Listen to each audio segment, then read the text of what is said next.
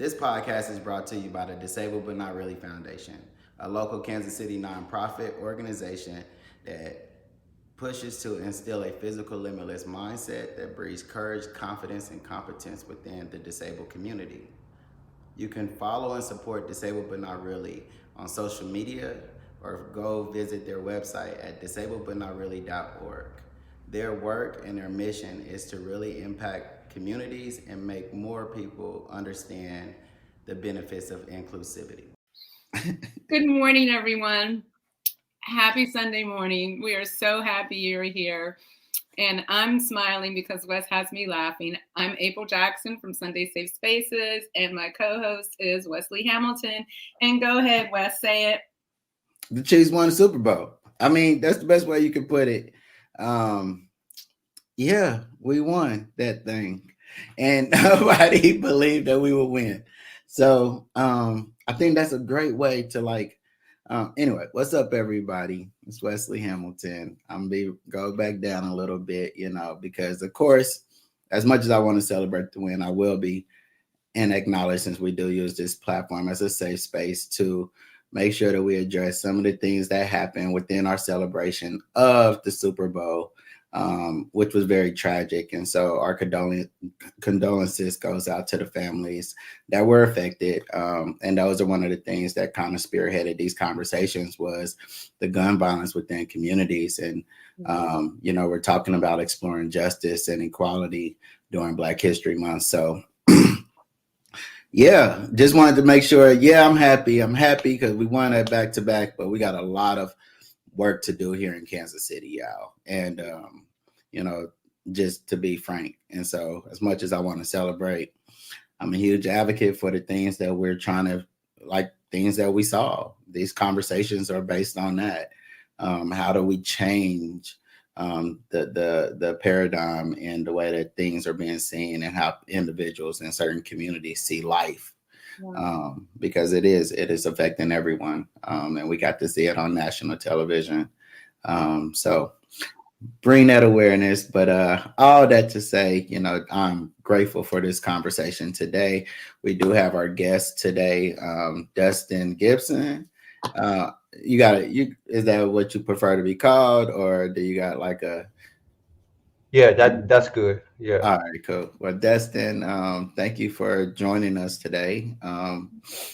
It's an honor. So Thank you. I appreciate y'all having me. Welcome to our platform. We have a lot of stuff to talk about. Wes, I want to circle back to what you're talking about with Kansas City, the gun violence, the trauma, even for you, that's your space. That's what happened to you, right? Yeah. So we can circle back to that for sure, because we've talked a lot about how gun violence directly disables folks, right? And how it is so preeminent in the Black community. So when we talk about disability rights and disability justice, it affects every single one of us. And I'm really glad we started off with a moment of joy. I was listening to Rich Roll's podcast by he was interviewing Dr. Ellen Langer, and she was talking about mindfulness. And Dustin, that's a big key of our platform, is centering things around mindfulness. And one thing she said is, think about who you are when you're in a joyful space. And when you are in a joyful space, you're often liberated. You're often free. You feel like your childlike self. So I'm glad we had a little laugh and we had a little joy, and we celebrated the Chiefs winning and me laughing at it because I'm so happy for them. Yet my little California heart's a little hurt. But it's all good. So Dustin, we want to introduce you to everyone. We're on all the platforms. I think we're on LinkedIn, we're on YouTube, we're on Facebook. I don't know if we're on IG Live, but we're on Wesley's platforms. We're on Open Up. So this is also going to be evergreen. So we want to expose people to your work. You do a lot of work in the disability space. You do a lot of work with prisoners and prison abolition, which I want to talk about that because I really appreciated you correcting me. And I want you to be able to share, what's the difference between people advocating for prison reformation as opposed to prison abolition. But before we get all that, first of all, I want to say Dustin is here in Pittsburgh. And can you introduce yourself to the people, share what you do and what brought you to the causes that you work in and you advocate for? Word. I appreciate that. I should say too, I'm not in Pittsburgh anymore. I'm in Baltimore. All Um, right. We like that. but I Nice. was in Pittsburgh for a good amount of time, like a decade. Now, where But are you still, from? I'm from Wyoming. So Wow, awesome. I got Midwest. further east. I like it. Okay, first of all, I've never met anybody from Wyoming. So this is an honor for me because I've been saying I want to go to Wyoming. We'll get to that in a minute, but I just want to say, like, appreciate that. But then this conversation, this is really good for me. I'm telling you, I've never met nobody from Wyoming. So He's our traveler. He is our traveler. So awesome. Okay, Wyoming, Pittsburgh, Baltimore. I'm thinking about like even the conversation you were talking about earlier with like the gun violence piece. Like Wyoming is the state that has the most guns like per capita. So it's the highest gun ownership in the nation, and it's like the least amount of, like gun violence instances. Like, well, one of them, but I got like ideas around, like how it's that way. But yeah, I'm from Wyoming. I grew up there. My people are from St. Louis, Kinloch specifically, um, which is like the all first. It's the first all black town in Missouri. We're the first all black town incorporated in Western Mississippi. Um, uh, Border to Ferguson. So a lot of the people that got displaced from Kinloch ended up going to like North County, St. Louis, like Ferguson, Hazelwood, all those places. And I mentioned that because when I was in Pittsburgh in 2014, that's when Michael Brown was killed, and then like Von Derek Myers and other people in St. Louis was. And I mean, we was just in St. Louis like 2 weeks before. Um, so that like place, like I'm very familiar with. So I think that was the thing that like wholeheartedly brought me into movement. Is to see my people, to know my cousins was uh, trying to get home pregnant, and tanks was on their street and the military was out there, and then to see like my people resist in that way was beautiful and also like devastating. So uh, I was in Pittsburgh at the time, and then that's when I was like, okay, I'm in this thing around policing and prisons. Up until that point, like I think my story is similar to a lot of black people. Everybody I know has been incarcerated for the most part. Everybody I grew up with has gone to jail at least once. Um, both sides of my family, uncles, cousins. So it was something that I was like intimately familiar with, just like the amount of like interaction we have with like police. I have like all the stories of, getting pulled over, getting cuffed, and all the shit that police officers do. But I was working at the Center for Independent Living in Wilkinsburg, which is like a little borough outside of Pittsburgh. And that is it's ran for, and it's governed by disabled people at all levels. Um, at a time like, I would say that it was a radical type of philosophy, the independent living philosophy that grew out of like deinstitutionalization movements of like the 50s and 60s, where people were getting folks out of warehouses or institutions or state hospitals that held disabled folks. They were help getting people free, and then like setting up community support. So it's out of that lineage that like I was like operating in. So at that time I was like super underqualified for my position. I was like an IT supervisor. I didn't know shit about IT.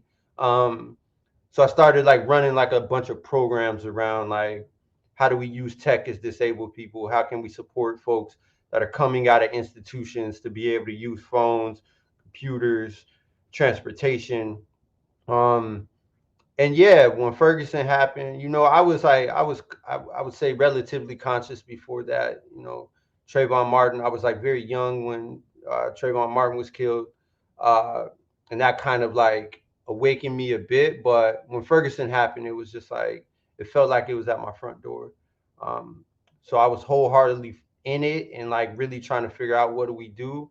And then just seeing disability was like constantly erased from how we talked about policing in prisons. And what I was learning was like the majority of people that was killed by police were disabled folks, and the majority of people in prison are disabled. And if you're there for long enough, you'll become disabled. Um, and then Bruce Kelly Jr. was murdered in Wilkinsburg, like a couple blocks away from where I worked, and that was like, I think the moment for me where I was just like, yeah, like I have no choice but to like kind of dedicate myself to this. Yeah, Bruce was somebody, you know, he had psychiatric disabilities diagnosed. The police were very well aware of it at that time. I think my thinking was like, yo, if more people knew about this, if the police knew about like disability in a more intrinsic way or a more elaborate way, then they would be able to respond differently. So I'm thinking about like crisis intervention and then what happened to Bruce, like how it happened. Um, that was kind of like uh, yeah, just like it resonated with all the stories I had heard before about like the callousness of like his murder, and then I was like really interested in like the abolition piece. Um, I would say it took me a while to get to a place to say like comfortably, like, yeah, I think we should get rid of prisons and we should get rid of police. That was like a process, but I'll pause there and just like thinking about like the disability, uh, how that shapes like one, yes, the interactions with police, but how it shapes the legal system and how it's like so directly tied to social work and to the quote unquote mental health system.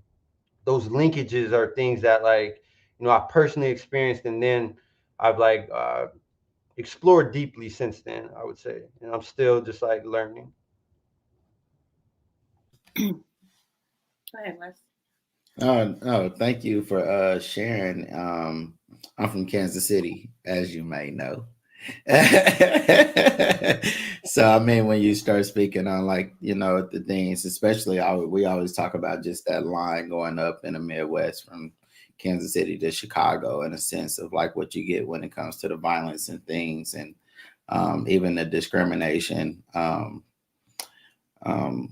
it's a lot. It's a lot. It's a lot in these states, especially in Missouri. And so just love the transparency of like your like the journey, of kind of where you started and what really got you invested into this work and what you're doing. And I love the context around disability within like the prison system.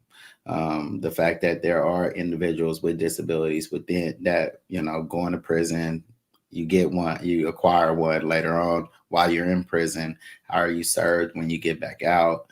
How does society view you? Even how are you communicated with? Rather you are, someone that's left a prison system or haven't even, just coming in contact with somebody, as you were saying. It does have a large impact, and we've had conversations about I think it was it Jacob Blake, the guy that got shot and got paralyzed. I remember we having a conversation about that here, and so again, just really talking about the effect of, and so yeah, I just wanted to share that because I'm paralyzed from the waist down. I've been paralyzed for 12 years from a gunshot wound to my abdomen. So like my awareness is definitely there, but it was something more or less in the streets and not conflicted with like officers or anything like that. But again, based on this conversation, I've definitely spoke in times of, I drive a regular car in a sense. I'm not in a van or something that signifies me as a Black man has a disability. So we've talked about the fact of being able to just what does that contact look like if people aren't aware, or like if it's a time where I got my wheelchair in the trunk because it's been times I done forgot or my daughter done forgot, and but at the same time, like I would think I'm cool till I get to the next destination. But if I got pulled over, how do I explain to someone that I can't walk if they don't see some device? And then even if they do see the device, what would they think? And so those conversations, even for me, become weary in a sense, or that I'm afraid of, because yeah, as you said, this is an issue, and it's a major issue. So Yeah, yeah. This is Dustin. I'm glad you lifted that too, because like I think one of the things, and like when I first got into like quote unquote prison advocacy, like I was just taking all the tools that we had learned and operated with to get disabled people out of nursing facilities, and deploying them in like prison settings. So the prisoners that I was connecting with at the beginning were like people that um, like viewed themselves like as disabled, like I guess like operating from like a medical or like kind of like a standard model of disability. So people that use wheelchairs, people that are blind. I got a letter from somebody that was up in Albion, which is a state prison in Pennsylvania, like the northwest corner of Pennsylvania. Um, and it was he was in solitary confinement because he had been because his cellmate had attacked him. So he was in solitary. And he was in solitary from the prison standpoint for the protection of himself. But he was using a chair, and because of his injuries, and he couldn't turn around and like in the cell because the cell was so small. So I had connected with him. We were working together for like a year. And when he went to get out, yeah, the prison system gave him like $40 in a bus ticket, and because his disability didn't meet like the prison, like they have their own system for designating disability. It's like these 6 different categories. He didn't fall into it, although he couldn't walk. So they wouldn't even let him like have like his durable medical equipment to leave the prison. So it was like something that like I really couldn't wow. understand. I'm like, yo, you can't walk, but they only giving you a bus ticket. Like it was so like incomprehensible to me. I'm just like, this is not how like one people should be treated. But I think an important thing was, for me at least, like learning like this is how prisons exacerbate and create disability through like the mistreatment, right? Like I'm even thinking right now about like somebody like Mumia Abu Jamal, who has been held in captivity in Pennsylvania for the past 40 some years, who Mumia had a bypass surgery 2 years ago and has had like blood pressure issues since, has psoriasis, has all these conditions, and like quite literally is like, yo, I just like want tomatoes. I want vegetables. Like, and he's not able to access the things that would allow for his heart to actually recover. Um, so I think I moved to a place of like somebody like Mumia, which there's thousands of Mumias. Um, like the treatment for them is like actually to get out of prison, because the prison could never actually provide what they need to be able to respond to disability in a way that is like holistic. Um, and the last thing I'll say on this is like, and what made me think of it was when I think about like gun violence or something, it's not like police do the same, prisons do the same. The difference is like the state has a monopoly on that violence. So the state is able to say, like in a lot of places, death penalties, right? Like we can like explicitly kill people, but it's not okay for like quote unquote citizens to do that. And then we can also like bring people into like death making institutions, like that what prisons are architecturally built to deprive people of things that we need as humans, and then also destroy the land and the environment as well, which is like in Pennsylvania a huge thing. Like prisons are built on coal waste ash dumping sites. A lot of federal prisons are built on superfund sites. Mhm. But just like thinking about like the state having the monopoly on that violence and it being okay in the eyes of the state to like inflict violence, um, and purportedly like attempting to stop like community violence, right? Like, which I would argue is like a derivation of the state violence. something that actually doesn't respond to it. Like we know police doesn't like stop gun violence, right? We know Right. prisons don't do that. I appreciate you sharing all that. And there's been some responses in the chats. There's a community message thanking you, Dustin, for making such important connections. And I want to add on to that wonderful connection you're making to the environment. There's so much synergy around all of this. So we're talking about, prison abolition. We're talking about disability justice and how it's linked to humanity. I was so privileged to sit on behalf of Open Up on the City County Task Force of Disabilities. And it's a good 2-hour-long meeting. And one of the members brought up, we were talking to a rep, Sarah and Amarato, and he was saying we need more support for those in prisons who are disabled. And little things, a hearing impaired person, if their battery goes out, they don't get a new battery for their equipment, just what you're talking about. They don't have resources that they can use to just communicate and facilitate in the prison system. And the lack of care is just absolutely horrendous. And I want to ask you, where do you see prison abolition coming in? Like, what do you see? How does that look to you? Yeah, this is Dustin. I think those are like good questions. I feel like I've been asking those questions myself for like, like the past decade. And I think a big shift for me was like, I like we talked about, like I jumped in like, yo, we need to reform this. Like people shouldn't be treated like this. Like people shouldn't be like, having violence inflicted upon them from the police. Like all this shit is wrong, right? And so like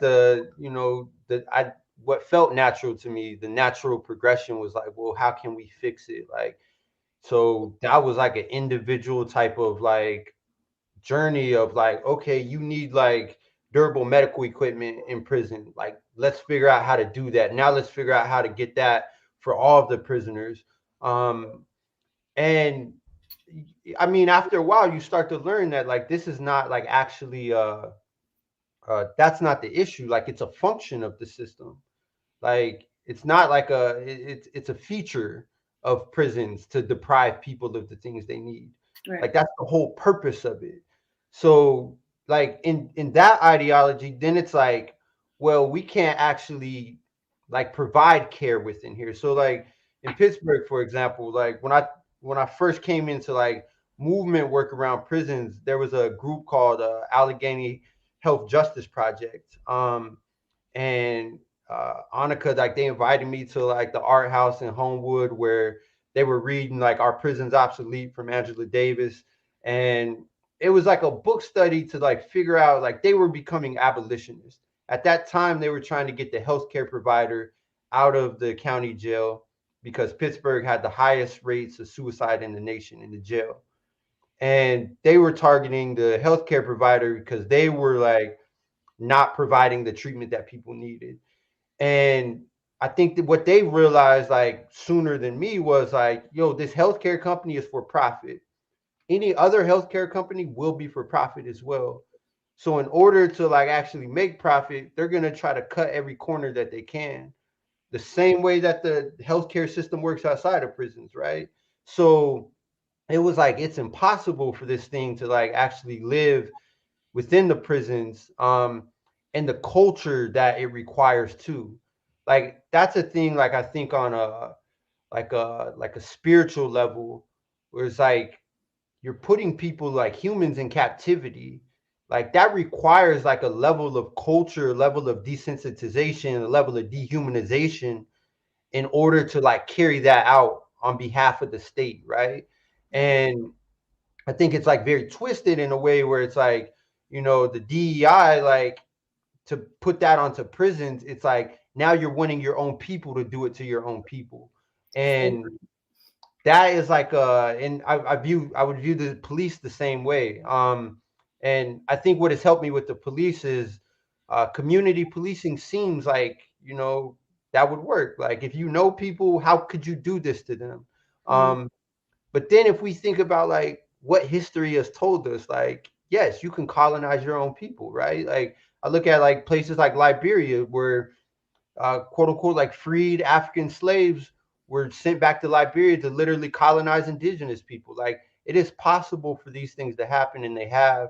Um, but community policing, specifically in Pittsburgh, I mean, the idea comes out of riots after Dr. King was assassinated, where when people were getting organized, when people were fed up, where they demanded something different, the state response to that was community policing, where we're going to add more police, and the police are just going to be people that live by you. And we've watched the trajectory of what that's looked like in Pittsburgh. More police just has meant more arrest, really, more prisons. It used to be 5 prisons at that time or something around there, and now it's 30 prisons in Pennsylvania. So we know what incarceration does to people too. So I'm just like, I'm really interested in, one, the dismantling of prisons, because that is a way to meet the material needs of people, the material conditions, like get people out of these places. And then I think the question around abolition, to me, that's a question I think for all of us. It's just like, I have ideas around like specific projects that work, or what a world can be without prisons, but I think we collectively need to like wrestle with that as like one, like a community, but yes, as a society.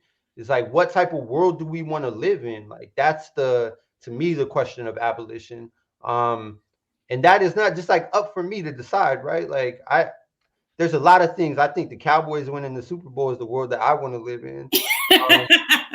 The military is also not like, subsidizing the NFL to, play the national anthem and stuff in the name of imperialism. But I have ideas around it, but I think that's what abolition does. That's the beautiful thing, is it brings us into like the imaginative piece. And I just can't help but like think about like ancestors in that. Like there's a level of imagination that people had to have and work for in order to envision like what the world looked like without slavery. Love what everything feels like what the work of abolition still is. Thank you, Dustin. I want to bring 2 things, and Wes, I'll bring it to you. One, I was so happy to see your smile when you said Cowboys, Dustin. I was like, there's that joy. And I want to correct us. If you notice, every time Dustin comes on, he says, "This is Dustin." And that's really to support our brothers and sisters who are using other forms of sensory aside from their visual to understand who's on the screen. So Dustin, thank you, because that's not a practice I have been integrating into what we've done. So this is April speaking right now. And a second thing I want to drop is the Black history. I hope you notice Dustin is dropping nuggets of Black history, and we are in Black History Month, and you cannot tease out the two. Prison system, you look at the history of it, slavery, so connected, bringing up the connection to Liberia. I immediately thought, when you think about the riots in the Hill District, but they were not riots, they were uprisings, they were responses to what's happened. I grew up in LA right after the Watts uprising as well. And it's the same thing systemically.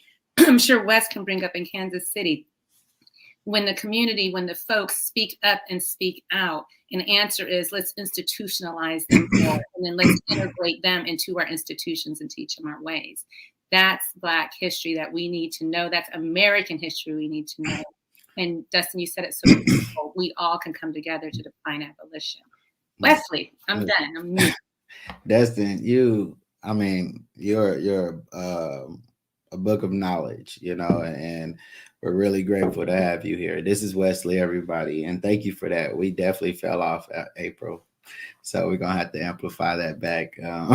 So grateful for that correction. Always learning, daily learning, everybody. But absolutely, I think to sum it all up, the way you did was, what world do you want to live in? And I think I talk about that a lot, just within disability, how people create, all these barriers, and then they have to face the same barriers they created at some point in their life. And so, and then they hate life, right? So it creates that perspective, because you have to face the barrier that you created So now everyone thinks that, even having disability isn't something that you can be proud of, because of all these things that are happening, but no one's seeing like the life of it is long term. You'll be experiencing the same thing I am, in some way. And so why don't we create things that's very inclusive, universal, but also being more empathetic to individuals that might be different than you. And all of it goes into history. It goes into what someone viewed the world to look like, and a lot of people have been focused on that direction, right? And so when you're trying to create all these new norms within this one norm, it becomes conflicting. But um, going back to just the whole, I think like, I don't know. I'm really stuck on the prison system. I mean, we had talked, and again, this is West thinking, my life before. Yeah, I ain't about to go through none of that. You know what I mean? And thinking that maybe I get pulled over for speeding, and that's one of my worries. But I had not thought about individuals like myself that have had to go through systems, and what do they face when they're behind a bar. And if I'm already seeing how society perceives disability, there's a whole nother layer when you're in a system that already devalues a human, and so I don't know. That's just for me. This is something that I want to even learn more about and educate and become more of an advocate. Because as a Black man, like you said at the beginning when you started talking, we know individuals that are in a system that's been life for us in some way, rather someone close, a friend, family member, or even someone from a distance. Our communities are like family, regardless how we look at it, right? And so, I mean, again, I'm more or less just grateful for the conversation, because even within this topic, like I've known individuals that have experienced the system after disability, but I never like communicated with them to see how like that process was, and even though individuals might come out with their head up high, you never know what that treatment was. Like the person getting the bus ticket and $40, but had to use a mobility device all the way up until they told them they had to leave. I don't know what I could do. You know what I mean? Like be crawling on the ground. Like, I don't know. It just made me. I had that vision, and that's Yeah, like, and that's the reality. And it's because some people might not understand disability. Some people don't know, and those that aren't diagnosed. I know a lot of people that are undiagnosed with disability that have something similar to MS where they can't walk, but it's not MS. And it's sad because some people don't understand it. We talk a lot about how when you're in a wheelchair, everyone's not the same, but everyone thinks that you are. So if I know someone with CP, everybody got CP. If I know someone with MS, then you can get up and walk if you got the courage. Like it's if I only know a person that's paralyzed, everybody's paralyzed. I mean, it's one of those mindsets that society has to not be fully inclusive. This is a powerful conversation I think that we're having today, and I appreciate you, Dustin, for bringing it up. Yeah, and Dustin, I saw you unmute. This is April speaking. I just want to share, if people are watching on Facebook, there's a very rich community conversation going on there. Talking about New Mexico, dropped links to Liberia. So Dustin, you've opened up this sharing, which is beautiful. So thank you for that. And I want to say when Dustin brought up, when we look at abolition, we're talking about it being a community that makes the decision. It's like a familial decision on how we proceed. This is part of it. The three of us are here to share our experiences and our ideas and our opinions and our knowledge base, which is limited, right? Because there's a whole world out there. So thank you for continuously sharing, everyone. Please continue to do so. Dustin, I'm gonna pass the mic to you. Yeah, I appreciate that, and also West. Like I'm just thinking about, like, as you were talking, I was like my own experience with disability was like, yeah, in like high school, like I'm going to like, psych institutions and things like that. And um also like at some point, like, like I don't know, 1920, like being in psych institutions and also not wanting to be there. So being held uh, like beyond my control. So we, like states call it like involuntary commitment or 302s or things like that, like 5150 in California. But some people call it medical incarceration. Um, but I think I was like very fortunate to when I started with the Center for Independent Living, like, you know, that's a place, like I said, governed, ran by, and for disabled people, which is, you know, unique in any regard, I would say. But like the people that I came up under, like Cindy Williams, who was lived in Pittsburgh for almost all of her life, as was a big part of like the ACT UP organizing um, uh, in the late 80s, early 90s, and women defense committees in West Virginia, like when she was in college, and people like Milt Henderson. And Milt used to say, Milt used the chair, had an injury like in his 20s, I think, and is from the Hill, lived in the Hill, died in the Hill, and would always used to say like, yo, they made us fight to get on the sidewalk, now we got to fight to get down it. And he would say that in reference to like, you know, bullshit like tables or restaurants popping up at sidewalks and us having to like advocate to get them removed so people can actually like get down the sidewalk.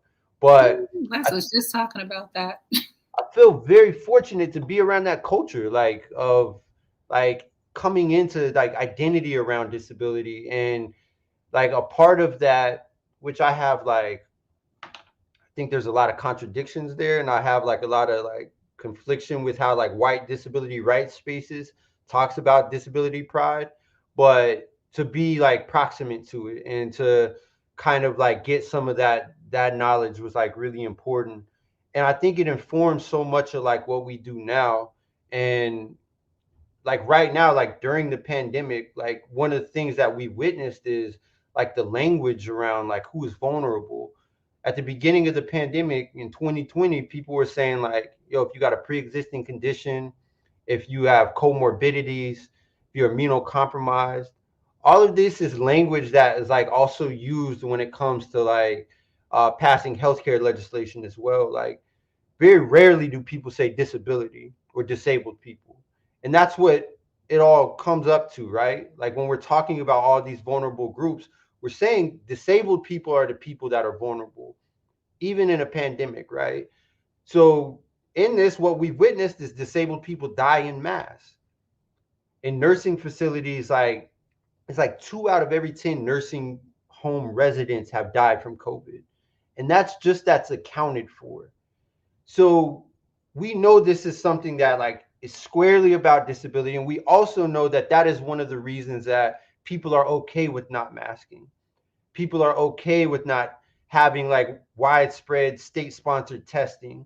People are okay with like anti-vax ideology because the folks that are vulnerable are disabled people by and large. Um, and that to me is like what eugenics looks like, right? Like eugenics was never like this fringe movement that like extremists like had this ideology. That was a mainstream movement then, and it's also like still mainstream now.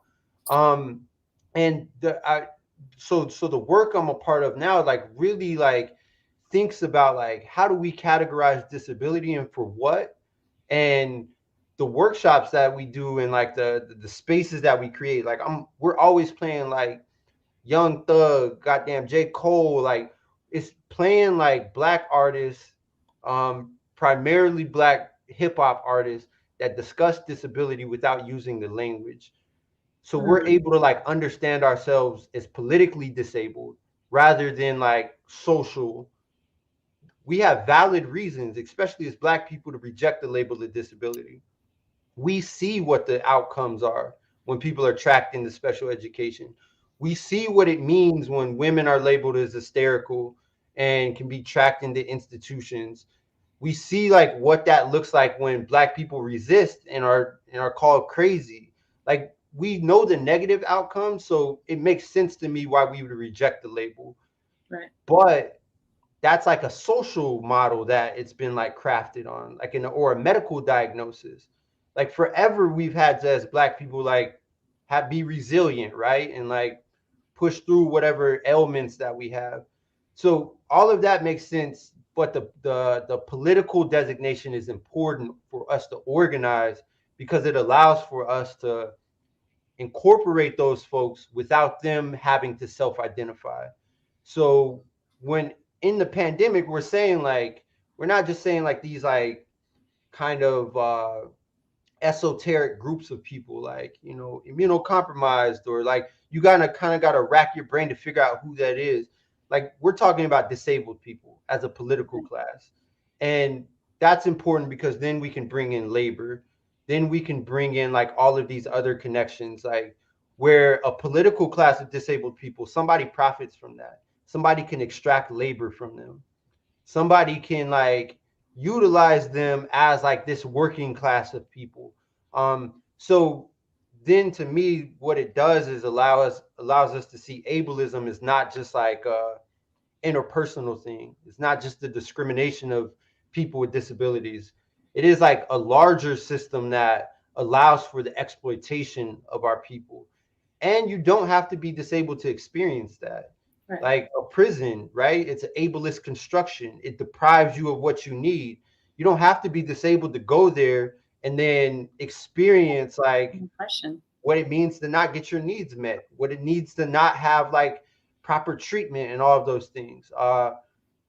So I'll pause there, but I'm just like thinking about like that identity as disabled. That's a thing that's like very elusive, especially to Black people. But I feel like so much of it is because it's been constructed operating from this is what disability looks like in white bodies and minds. And that has never incorporated, like the DSM is not written for Black people, right? Like That part. DSM is not ours.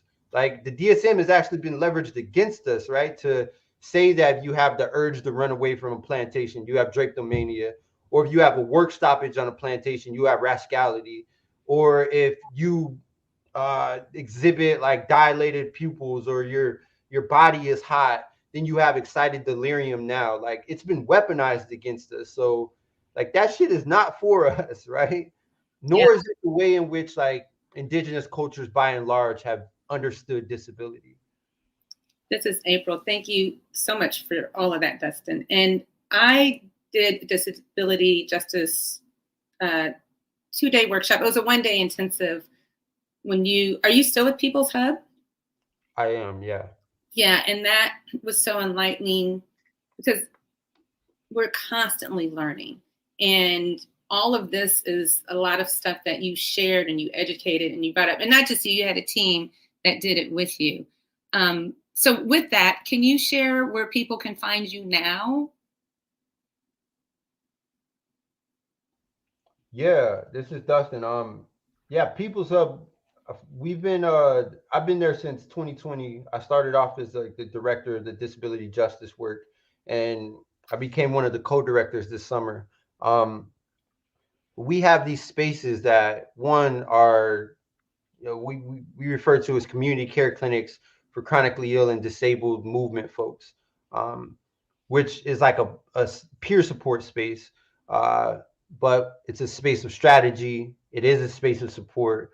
And from there, we kind of like build programs out based on like what the needs of disabled organizers are. So we have an entire cohort where there's 30 disabled folks from across the nation that are organizers working to undo internalized ableism.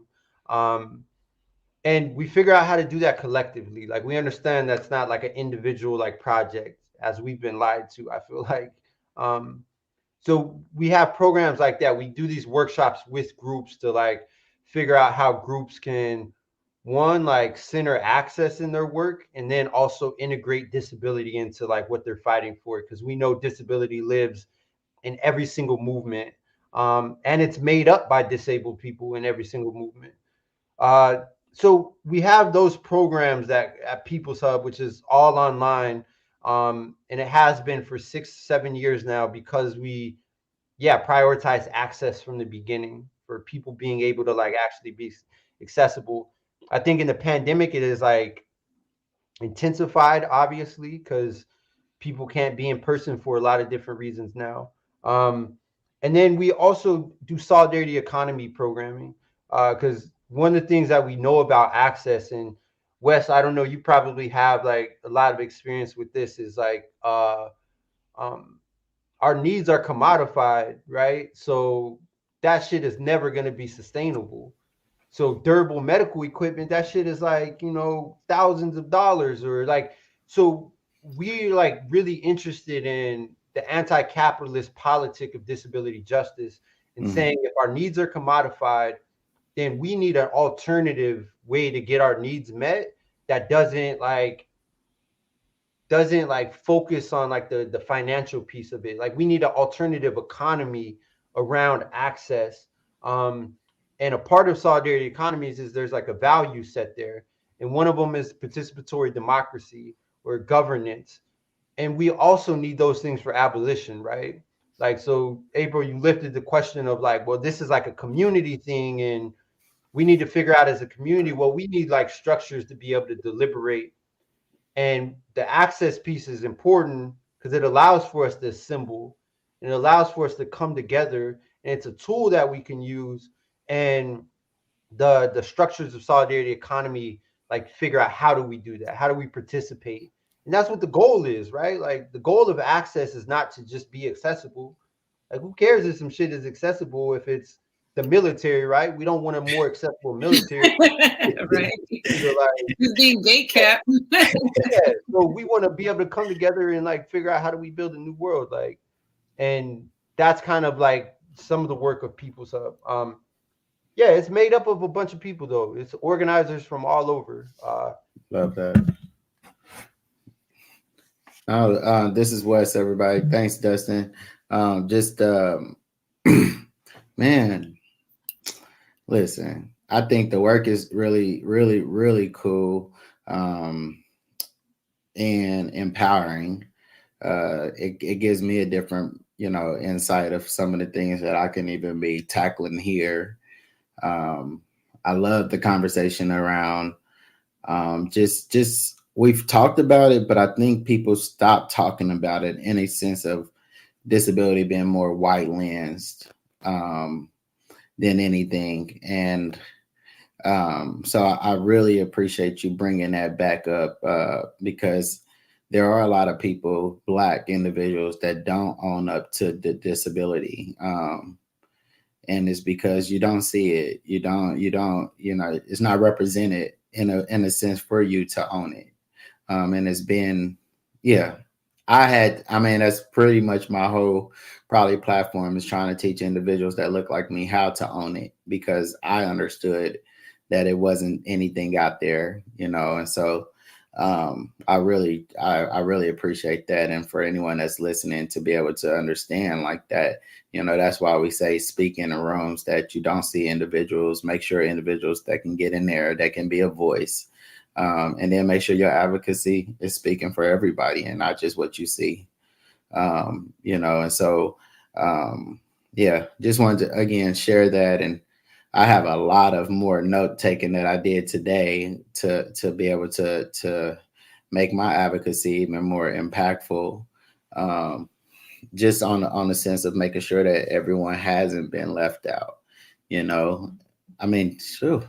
This is a wealth of knowledge. You have a level of knowledge in a way that really speaks. I think that anyone that's listening, I kind of took a sneak peek at our Facebook like conversations, and I really appreciate everyone that's been putting links and things in there. Because this is a very insightful conversation for even within this month, but any day of any, of the year would be really good. So goodness. This is April. You sharing the history of eugenics, which if, we have a newsletter, I can drop information in there about that. That was one of the things I studied a lot of when I was in undergrad many decades ago. As a minor at UC Santa Barbara, and it was so illuminating to me and clear that no, all the DSM like the medical system is not for Black folks, although we were the ones who were experimented on and who were tormented on and used and disabled, right? Maimed, all these things, injected with diseases. We were the ones who were the quote guinea pigs to come up with solutions. We didn't come up, we were used.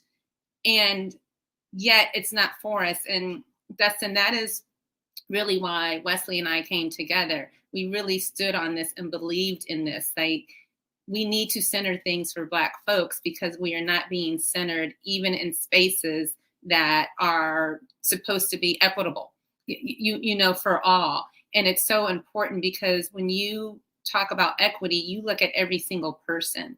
And in looking at the trajectory of Black folks in disabled spaces, looking at the history, looking at the pain, the depth, the resiliency, it is only going to help amplify everyone. So thank you for bringing that in. And before we all came live, you know, I asked Dustin, it's like, I want to be able to tap into his resources and asked him to share others who we can have on this platform. So this will not be the last time. We're hopeful that he can share with us. With that being said, you're doing a lot of work, and we all know it can take a toll on our physical, our mental, like our entire well-being.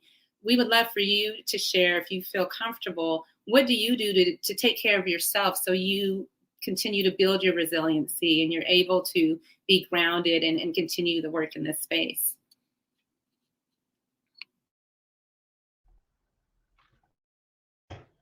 Yeah, this is Dustin. I think that's like something that like I've really struggled with, like, just to be honest. Especially like given like the work that I've been a part of has been in large part response to state violence, whether inside of prisons or, you know, police on the outside. And that has been it's been a learning journey. And that question of like, how do you take care of yourself is something that, like, I feel like I've attempted to like confront and approach in so many different ways. And what has felt like the most resonant for me as of late is like the transition from like thinking about that as like an individual project to one that is community. And then also like figuring out how I can be at peace with like the levels of uncomfortability that, you know, I have and experience. And like typically my nervous system right now, like, I mean, I'm witnessing, and as many people are witnessing, an active genocide. And I'm thinking about, like, yes, disability in terms of mass disablement from pandemic, but then also war as a disabling project, really, an exacerbator of disability and a creator of disability. And Palestinians have been living that for 75, 60, 75, 80 years now, right? And to know that's being done, like, with tax dollars that we pay here, genocide being carried out, is very, like, deeply unsettling. Like, and my body wants to physically like do something about it. And because of disabilities and the way I'm set up, like currently sickness, like I've been like really struggling to physically be able to respond. um and I think something that has like carried me, and still continues to do that, is like that unsettling feeling that I feel knowing that people are like performing surgeries without anesthesia, or people don't have like materials because Israel is restricting what goes in and out of Gaza, as they have done for decades now, to even match the need for prosthetic limbs. um to know that suffering, like, and that unsettling feeling that I have, to know that that is like what makes me human, like that's what makes me like alive, like that is like something that like I've attempted to like figure out, how do I have peace with that. And knowing that that's what I should feel. Like, I feel like so much of ableism, what it does is it pathologizes what are natural responses to violence. So I think about like people that are, you know, interacting with police, and they do shit like run, or they do shit like shake, or they move quickly. Like, it's natural. Like, if the people have been killing your people our entire time here, of course I would do some quote unquote irrational shit in response to them. And that is often pathologized. People have excited delirium, or they make up shit to say like this is the justification for me shooting that person or something. So I've come to peace with like, yes, this is a natural unsettling feeling, and this is also not something that I can individually do. I can't individually be well. I need my community. I need like the peer support spaces at People's Hub to be okay. Like I need like in times of like I'm assuming I have long COVID. I've had issues for like a year and a half now. Countless like hospitals and doctors like, but the support of community, the people that have like really educated me to be like, yo, this is the respirator to wear. This is like the antiviral that you can take. This is what you do when you know you got to get another test. Like the food we consume, like all of that is community. Like none of that is like an individual project. I think, yeah, there's things that I do, like, I can, do breathing techniques, or uh, uh, I can do practices of journaling, but I learn those from people. Like, so all of it to me is like a community support. And that's a part of like what we fight for at People's Hub, is how disabled people can come together and organize, because we know we need it. Like we need each other to be well. But yeah, those are the practices I would say. So a lot of it is like, instead of organizing for things that I might typically do when I'm unwell, I organize for community, so that structure can like also be a response for some of us that can't physically do something. Uh, this is Wesley. Thank you, Dustin. Oh man, we need each other to be well. Oh my God. I mean, honestly, the transparency there. I've tried to be a lone rabbit a long time, man, and um, I, I find myself having to tell those that are close that I need them in some way. You know what I mean? Rather it's just physically being around someone to talk to, someone just to share ideas or thoughts with, but it's that community. And even within my organization that I have, the like we do cohorts and everything, and we love seeing everyone push themselves. But I think the biggest thing that we found is everyone finds the most joy when we do the community events. When we bring so many people that are experiencing something similar and can bring them together to be able, and then the conversations become so authentic, and it's like it's comfortable, right? Like you can be comfortable not being okay around your community. And that helps you become okay. Like you said, journaling, things like that, you learn from someone else. So I really appreciate you sharing that. I've definitely been trying to find my inner peace again lately. And that helps me. That helps a lot, even for me. Yeah, this was so good. Well, this was really good. I do. I too appreciate your transparency, Dustin, and that's part of the road. Hearing your story of dealing with long COVID. Wesley, like we're all disabled on this platform. It's been a year and a half where I've been diagnosed with a chronic illness, and I've had to have my community, and it was very hard for me to tell anybody because of the perceptions that I had as an ableist person who came from a fitness space. And I hear you, Dustin, when you say listening to the nervous system, listening to my body, what I can do and what I cannot do. And I think the bottom line, everyone reach out, bring your community in, or community, find ways to reach into others, because it's not an easy space for those who are in a vulnerable situation, or in a space of wanting to go within. We're better together. I think that's part of this whole thing. So my gosh, we topped on Black history, prison abolition, love, community. Listen, this was, I can't think of a better talk we could have had for Black History Month. So we honor you, Dustin. We appreciate you. Check him out at People's Hub. And even if you do a search for him, you could find information on how to connect with him. Wesley's disabled, but not really, in Kansas City. talking about journaling and learning from other people. Wes has, you have your, come on now. We're talking about economics, and let's set the tone, right? It's a book of affirmations, right? And journaling. So everybody, I did just launch my gratitude journal. And the goal or intention behind it was really to be able to have a Black perspective when it comes to journaling. You'd normally find journals and they don't have a lot of stories or anything. You go to this journal, you get my personal story, or at least a bit of it, but you get my gratitude part of my journey to express why it's important to start to practice these things.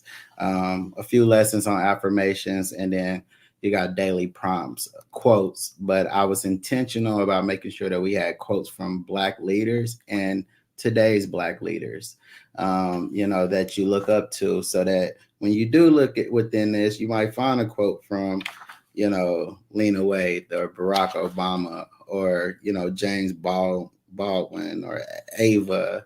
I was intentional. Or Nipsey Hussle, your favorite, right? Oh, we got Nipsey and Jay-Z in here too. Don't play.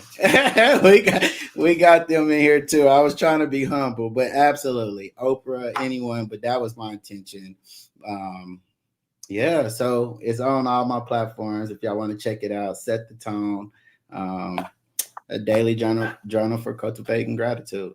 Thank you. And this is April again. You can also, if you're in the Pittsburgh area or greater Allegheny County, Open Up Pittsburgh is in Lawrenceville, and it's a space that centers mindfulness. And there are a lot of different classes, virtually, in person. We're ADA accessible. We're open for every single human being that wants to walk into the door.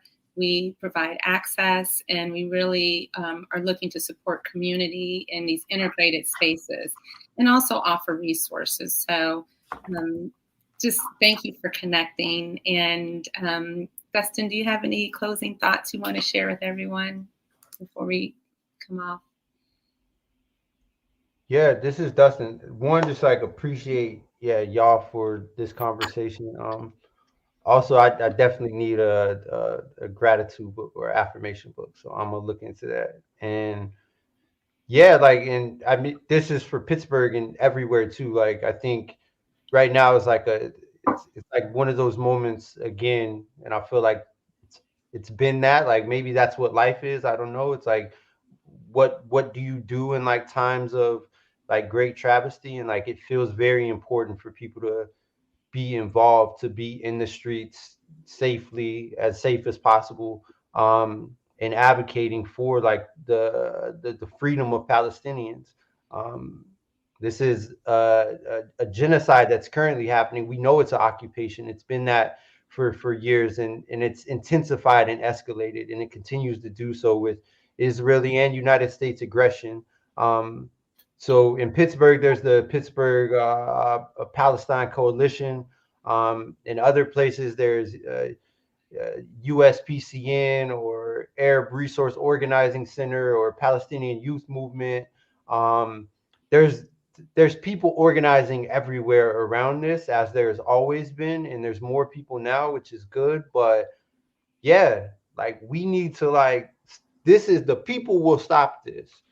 The people will get people free, and the connections between disability and this are very apparent. And one, it's mass disabling, yes, and also the consequences of this we'll live with for a very long time.